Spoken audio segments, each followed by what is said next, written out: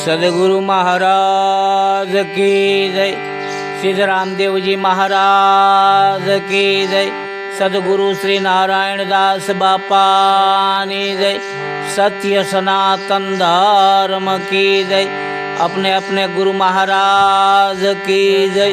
अपने अपने माता पिता की जय। ओम नमः पार्वती पते हर हर महादेव महादेव महादेव।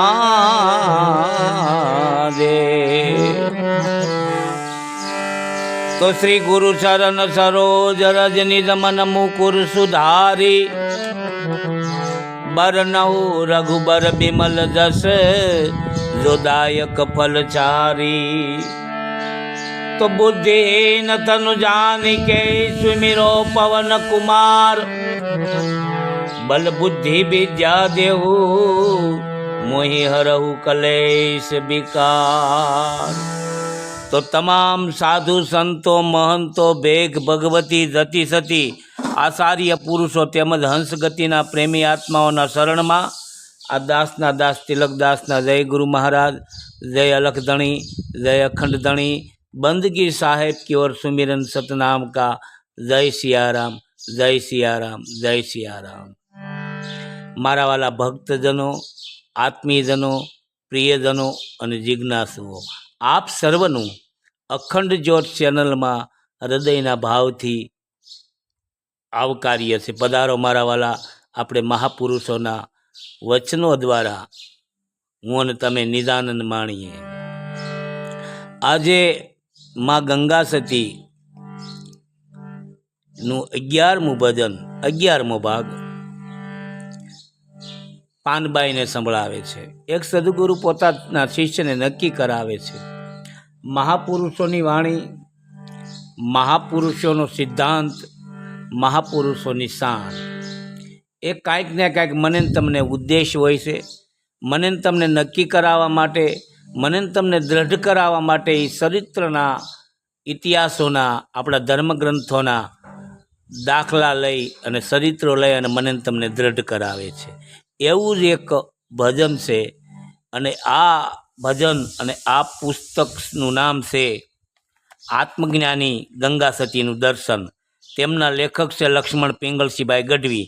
એ આ તમામ જે હું આજનું ભજન જે રજૂ કરું છું તે પુસ્તકના આધારે રજૂ કરું છું। એ પુસ્તકમાં જે લખ્યું છે એ પ્રમાણે હું રજૂ કરું છું। ભજન છે તો આપણે ચાલો માણીએ।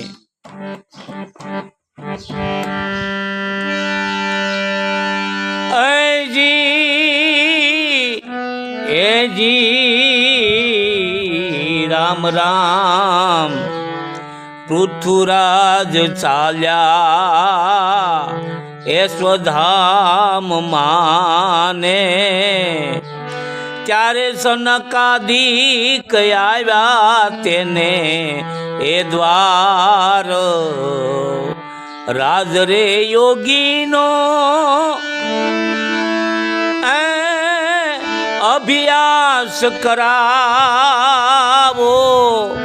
राज रे योगीनो अभ्यास बतावो ने। जेथी पहुंची गया पराने पार। पृथुराज चाल्या ए स्वधाम माने। त्यारे सनकादिक आव्या तेने ए द्वार। गंगा सती पानबाई ने कहे छे, शू कहे छे કે પૃથ્વીરાજ એટલે પૌરાણિક માન્યતા પ્રમાણે વૈન રાજાનો પુત્ર તેણે સત્વ રહિત થઈ ગયેલી પૃથ્વીને પૂર્વવત કરી હતી।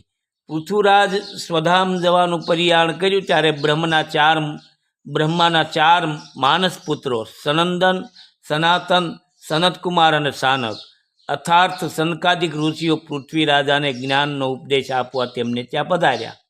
આ જ્ઞાન ઉપદેશની કથા ભાગવતના 4થા સ્કંદના 22મા અધ્યાયમાં આપેલી છે। રાજયોગીનો અભ્યાસ બતાવ્યો જેથી પહોંચી ગયા પારાને પાર। સનકાદિક ઋષિએ પૃથ્વીરાજાને ચિત્તના નિરોધથી પ્રાણનો નિરોધ થાય છે. તે રાજયોગના 8 પ્રકારના યોગથી પ્રણવ સિદ્ધ થાય છે. તે રાજયોગની રીત સમજાવતા, અભ્યાસ કરાવતા તેઓ પરા અવસ્થા કે એટલે વાણીથી પરની અવસ્થાની પાર પહોંચી જાય અને અવ્યક્ત એવા અવિનાશી પદને પામ્યા. પૃથ્વીરાજ કોણે અભ્યાસ બતાવ્યો? સનકાદિશે રાજયોગનો અભ્યાસ બતાવ્યો. બિંદુના વિસ્ફોટ પહેલા પરા નામની અવસ્થા હોય છે. બિંદુના વિસ્ફોટ પહેલા પરા નામની અવસ્થા હોય છે. આ લેખક છે લક્ષ્મણ પિંગલસિંહભાઈ ગઢવી અને પુસ્તકનું નામ છે આત્મજ્ઞાની ગંગા સતીનું દર્શન. શું લખ્યું છે? બિંદુના વિસ્ફોટ પહેલા પરા નામની અવસ્થા હોય છે. મૂલાધારમાં કુંડલીમાં તે વિદ્યમાન થાય છે. તે ગતિશીલ થાય છે. ત્યારે તેમાં સ્પંદ થાય છે, એટલે ત્યાં મન સાથે સંયોગ થાય છે ને અવિનાશીની પ્રાપ્તિ થાય છે. અષ્ટાંગ માર્ગ દ્રષ્ટિ, સંકલ્પ, વાણી, કર્મ, આજીવ, વ્યાયામ, સ્મૃતિ અને સમાધિ અમલી બનાવવી. અષ્ટાંગ યોગમાં યમ, નિયમ, આસમ, પ્રાણાયામ, પ્રત્યાહાર, ધારણા, ધ્યાન અને સમાધિને આશરીને સાર્વત્રિક મુક્તિનો આનંદ માણવો. આ રાજયોગનો અભ્યાસક્રમ છે. પછી બીજા ચરણની અંદર શું કહે છે? ગંગા સતી પાંડબાઈને બીજા શરણની અંદર ઉદ્ધવનું દ્રષ્ટાંત આપે છે.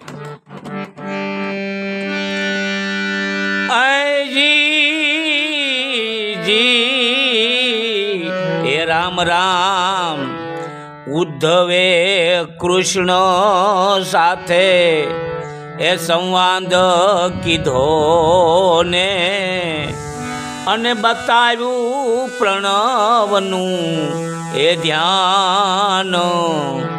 પ્રણવ જીત્યો ને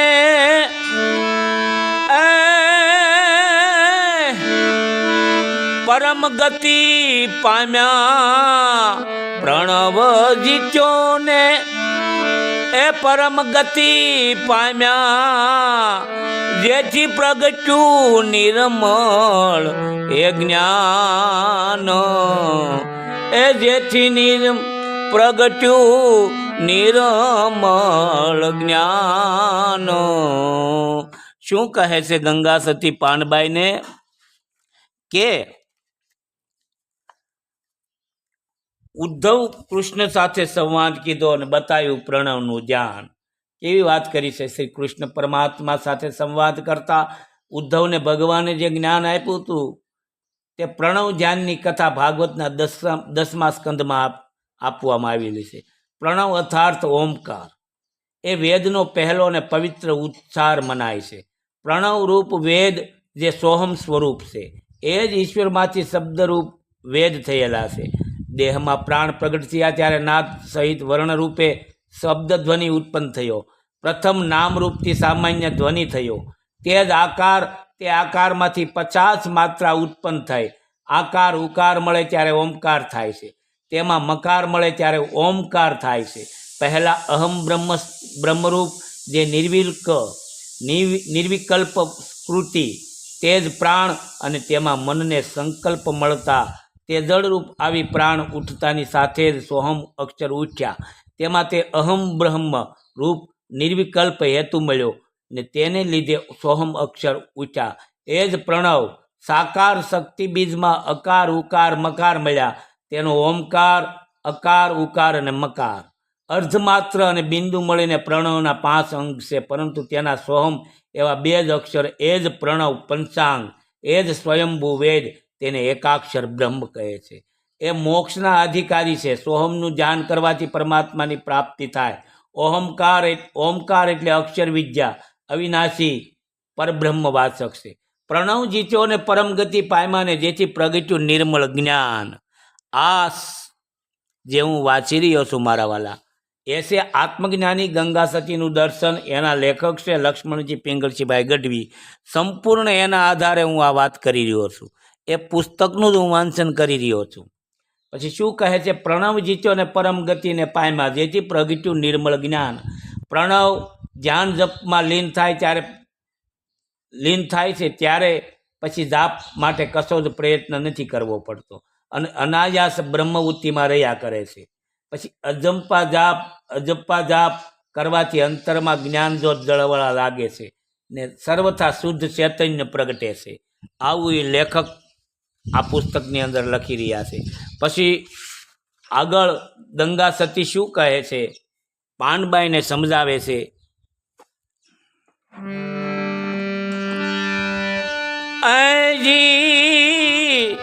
જી હે રામ રામ, એ પાંચ રે પ્રાણની ગતિ જેણે જાણી પાનબાઈ, એ બાળિયાથી ગુણાતીત અવિનાશ રે, કૃષ્ણ રે કાર સર્વે એ જગત જણાણું ને, કૃષ્ણ રે કાર જે એ જગત જણાણું ને, જેને રોમ રોમ માં એ વાસ, એ જેને રોમ રોમ માં એ વાસ રે. ગંગા સતી પાનબાઈને આવું અદ્ભુત જ્ઞાન આપતા કહે છે. એક સદગુરુ પોતાના શિષ્યને આવું જ્ઞાન આપતા કહે છે કે પાંચ પ્રાણની ગતિ એણે જાણી અને ભાળ્યા ત્રિગુણાતીત અવિનાશ. પ્રાણ અપાન વ્યાન ઉદાન અને સમાન એકબીજામાં હોમાતા બ્રહ્મ અગ્નિ પ્રગટે છે. બ્રહ્મ અગ્નિ પ્રગટતા કુંડલીની જાગૃત થતા ચક્રના પદમ ઊંધા હોય તે સીધા થઈ જાય છે. પાંચેય પ્રાણની એકતાનો પ્રાણવાયુ બ્રહ્મરંધમાં પ્રવેશ કરે છે. ત્યારે ક્રમશ શૂન્યમંડળનું દ્વાર ખુલે છે અને કુંડલીની શક્તિ બ્રહ્મરંધમાં પ્રવેશે છે. ત્યાં શૂન્યમંડળમાં સર્વોચ્ચ સિંહાસન ઉપર સત્વ રજસ અને તમસ એ ત્રણેય ગુણોથી પરેવા ત્રિગુણાતીત નિરંજનના દર્શન થાય છે. કૃષ્ણાકાર સર્વ જગત જણાયું ને જેનો રોમ રોમમાં વાસ, દેહાત્મ ભાવ મન વચન ને કર્મથી પર થઈને બૌદ્ધિક આત્મભાવને ઓળંગી ને વાસ્તવિક ભૂમિકામાં પ્રવેશતા બ્રહ્મભૂત અવસ્થાની પ્રાપ્તિ થાય છે. બ્રહ્મભૂત અવસ્થામાં કૃષ્ણ પરમાત્મા બ્રહ્મમય વિશ્વની અનુભૂતિ થાય છે. અત્ર તત્ર સર્વત્રમાં વ્યાપેલા પરિબ્રહ્મની પ્રતીતિ થાય છે. પછી ગંગા સતી આગળ શું કહે છે, આ પુસ્તકના આધારે હું તમને વાત કરી રહ્યો છું મારા વાલા. તમે ધ્યાન દઈને સાંભળજો કે આ પુસ્તકનું નામ છે આત્મજ્ઞાની ગંગા સતીનું દર્શન, લક્ષ્મણ પિંગલસિંહભાઈ ગઢવી, અને એણે આ પુસ્તકની અંદર આ લખેલું છે. અને સંપૂર્ણ હું જે આ બોલી રહ્યો છું એના આધારે બોલી રહ્યો છું. અને કદાચ કોઈને આ પુસ્તક જોઈતું હોય, પુસ્તક મેળવવું હોય તો એનું સરનામું પણ આ છે, વાંચજો.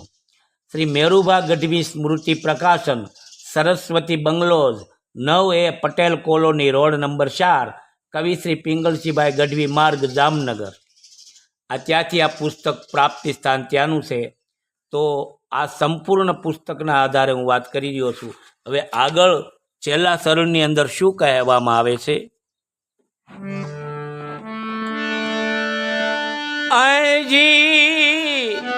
જી હે રામ રામ, એકાગ્ર ચિત્ત કરીને એવો અભ્યાસ યાદ રજો ને, એ લાગે ત્રિગુણાતીતમાં તારો, ગંગા રે સતી એમ કરીને બોલ્યા, ગંગા રે સતી એમ કરીને બોલ્યા, એ ભાળો તમે અરસ પરસ એ નિર્ધાર, એ ભાળો તમે અરસ પરસ એ નિર્ધાર. ગંગા સતી પાનબાઈને કહે છે. આ હું વાત જે કરી રહ્યો છું એ પુસ્તકના આધારે વાત કરું છું. આમાં આપણો સહેજ પણ અનુભવ નથી, આમાં મારો બિલકુલ અનુભવ નથી. આ જે છે તે આ પુસ્તકના આધારે હું વાત કરી રહ્યો છું મારા વાલા. ગંગા સતીનું આત્મદર્શન જે પુસ્તક છે એમાં જે લખાણ છે એ જ હું વાંચી રહ્યો છું. એટલે પછી ગંગા સતી અંતિમ શરણમાં કહે છે કે એકાગ્રચિત્ત કરીને એવો અભ્યાસ આદરજો જેથી લાગે ત્રિગુણાતીતમાં તાર. વિચારથી જે અપરોક્ષ જ્ઞાન થાય છે તે જ અભ્યાસથી થાય છે. અભ્યાસનું લક્ષણ છે ઉપાસના. લક્ષ્ય બ્રહ્માત્માનું અને પોતાનું એકે જાણી તેને નિધિધ્યાસન રૂપથી અનુસંધાન કરવું તેને ઉપાસના કહેવામાં આવે છે. શું? લક્ષ્ય બ્રહ્માત્માનું અને પોતાનું એકે જાણી તેને નિધિધ્યાસન રૂપથી અનુસંધાન કરવું તેને ઉપાસના કહેવામાં આવે છે. નિધિધ્યાસન એ જ ધ્યાતા, ધ્યાન એ જ કરતા, આધીન નિર્ગુણ ઉપાસના તેને જ અભ્યાસ કહે છે. સત્વ, રજસ અને તમસ એ 3 ગુણોથી પાર રહીને બ્રહ્મત્વનો લાંબા કાળ સુધી નિરંતર લગાતાર અભ્યાસ કરવામાં આવે તો ત્રિગુણાતીતમાં તાર જોડાઈ જાય છે. ચિત્તવૃત્તિઓનો નિરોધ અભ્યાસ અને વૈરાગથી થાય છે. ગંગા સતી એમ બોલ્યા અને ભાળો અરસ પરસ નિર્ધાર. પૃથ્વીરાજા અને સનકાદિક શ્રી કૃષ્ણ અને ઉદ્ધવમાં જે રીતે અરસપરસ અન્યોન્યની દ્રઢતા નિર્ધારણા હતી એવી દ્રઢતા પ્રગટે છે ત્યારે ત્રિગુણાતીતની પ્રાપ્તિ થાય છે. આવું આત્મજ્ઞાની ગંગા સતીનું દર્શન એની અંદર આવું લખવામાં આવ્યું છે. લેખક છે લક્ષ્મણ પિંગલસિંહભાઈ ગઢવી. તો મેં જે વાત કરી તે તમામ પુસ્તકના આધારે કરી છે, મેં તમારી સમક્ષ વાંચી સંભળાવ્યું છે. તો આવા ઇતિહાસના ચરિત્રના પ્રસંગો લઈ અને સદગુરુ પોતાના શિષ્યને નક્કી કરાવે છે. મને એવું લાગે છે કે નક્કી કરાવવા માટે થઈ આવા ઇતિહાસના એને પુરાવા દેવા પડતા હોય શિષ્યને, ત્યારે દ્રઢ થાય છે, નક્કી થાય છે. નક્કીપણા કરાવવા માટે આવું બધું આપણા ધર્મગ્રંથોના પુરાવા એમને દેવા પડતા હોય છે. તો એક ગંગા સતી પાનબાઈને આવું સમજાવ્યું છે, એક સદગુરુએ પોતાના શિષ્યને આવું સમજાવ્યું છે. છતાં આ પુસ્તકના આધારે જ મેં વાત કરી છે મારા વાલા. હું બિલકુલ સાવ તમારી સામે જેમ છે તેમ રજૂ થાઉં છું, જેમ છે તેમ. હા, આમાં મારું સેજ નથી, મને આમાં ખબર પડતી નથી, મારો આમાં બિલકુલ અનુભવ નથી. આ તો મારા જે મારા શ્રોતાજનો છે એમને આનંદ આવે અને મારો આ નિજાનંદ છે એ માટે હું આ રજૂ કરું છું. છતાં આમાં કાંઈ ક્ષતિ રહી જતી હોય તો મારા વાલા ઉદાર દિલથી ક્ષમા કરજો અને મને કોમેન્ટ દ્વારા જણાવજો. બોલ સદગુરુ મહારાજ કી જય.